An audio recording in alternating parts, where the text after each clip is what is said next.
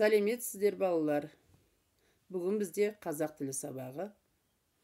Сабағымыздың тақырыбы етістік. Сабағымыздың мақсаты тірек сөздерді қатыстыра отырып, берілген сурет бойынша сөйлем құрау және етістікті анықтау.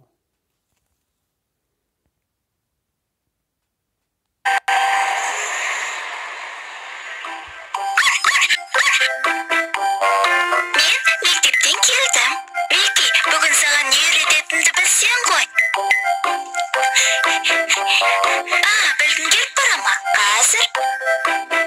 Ол үшін сен менің сөмкемді аш.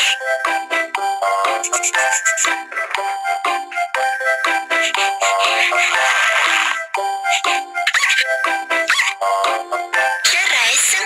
Енді оның ішіндегі дорбаны ал.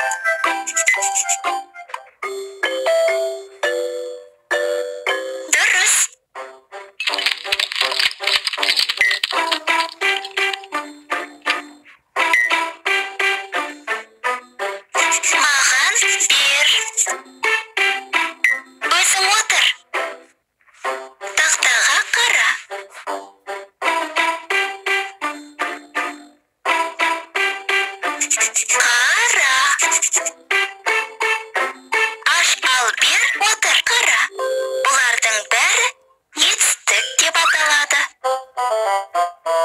Себебі олар қимылды, іс-әрекетті білдіреді.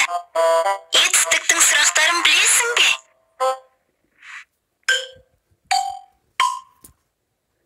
Иә, дұрыс. Не істеді? Не қылды? Қайтты деп айтқың келді ғой. Жақсы. Менің мына жазғандарымның бәрі де түбір етістіктер.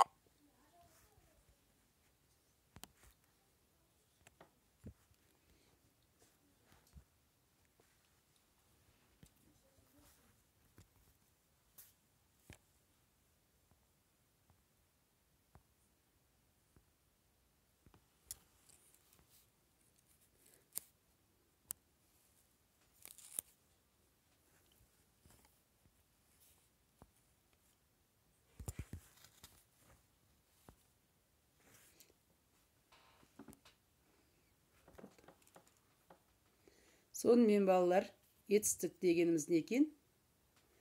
Заттардың қимылын, іс-әрекетін білдіретін сөздерді етістік дейді екенбіз. Етістіктерге не істеді, қайтты, не қылды деген сұрақтар қойылады екен.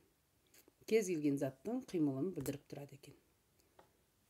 Енді оқулықтарыңды ашып, 71-ші беттің